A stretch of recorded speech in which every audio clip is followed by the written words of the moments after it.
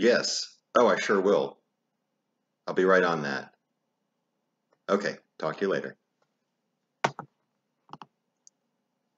Well, that was my supervisor telling me that it's time to start the presentation for Project Search Remote Learning. So I'm going to get on that right now. All right. Well, so you see what I did there. I was given instructions by my supervisor, and I went ahead and said, okay, I'll do that. And I got started. So today we're going to talk about that and what would happen to you if you don't follow the instructions that your supervisor gives you. I will go ahead and start the presentation in a moment. I'll need you to have a pencil or pen and some paper to write answers to the questions that are going to appear during the video.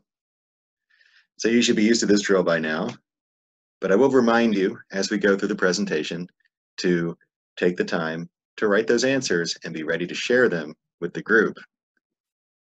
Project Search UTMC Remote Learning, How to Keep a Job, Part 3, Avoiding Insubordination. This presentation will cover information related to keeping a job. During this video presentation, you will need a pencil or pen and paper handy to write answers to the questions that are asked. Think carefully about the questions and be ready to share your answers with the group when we meet to talk about the presentation.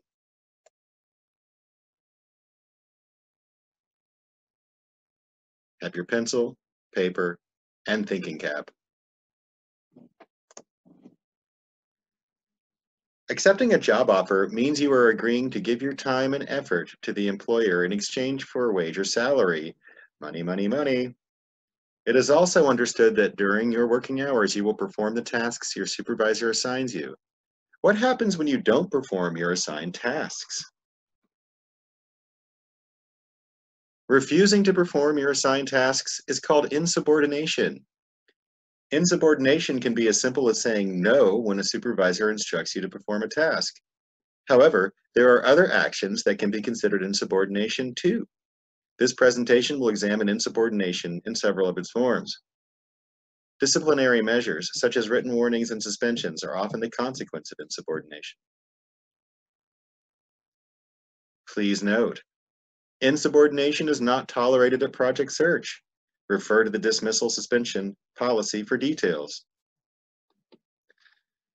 So what follows is several examples of insubordination that I'll need you to think about and then answer the questions that go along with each one.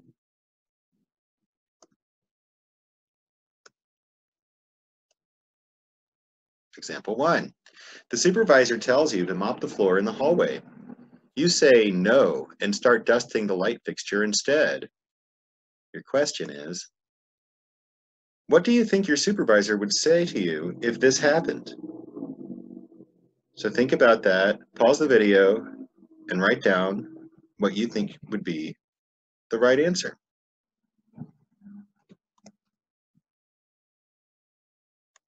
Example 2. During a staff meeting, the supervisor shares information about some changes she is making in the workplace. You say to her, do you really think that plan will work? And your question is, why might the supervisor think this question is insubordinate? In other words, why would the supervisor feel that you are committing insubordination? So go ahead and pause the video, write down your answer.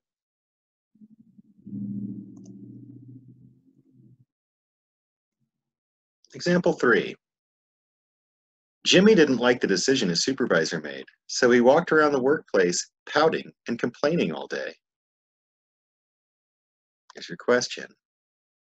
What should Jimmy have done differently? So think about that, pause the video, write an answer for it.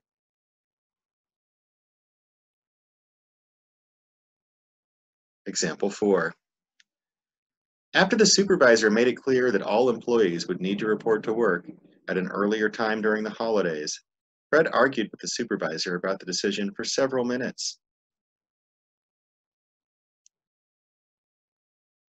Your question, was it a good idea for Fred to argue with the supervisor? pause the video and write down your answer for that question. Give it some thought.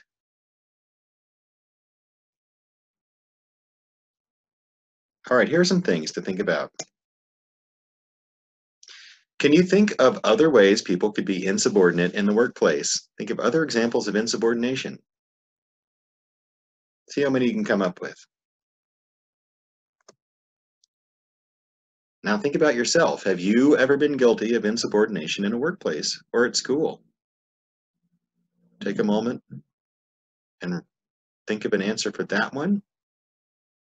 I think everyone can come up with at least one time when it's happened. Remember, it's okay to make mistakes, but it's not okay to refuse to try your best. So mistakes, as I've said many times, are part of the learning process. And if you make a mistake, what that means is that you have tried to do something the right way, and oops, you messed up. What I'm talking about here with insubordination is not that. With insubordination, it's not that you tried but didn't do it right and need to try again because you're learning.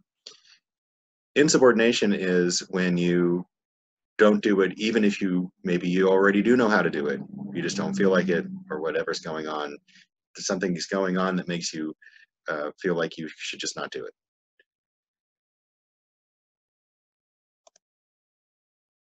We will talk in depth about the examples given in the presentation when we have our meeting. There are a couple of things that I didn't get into in the slideshow that we will talk about when we get together.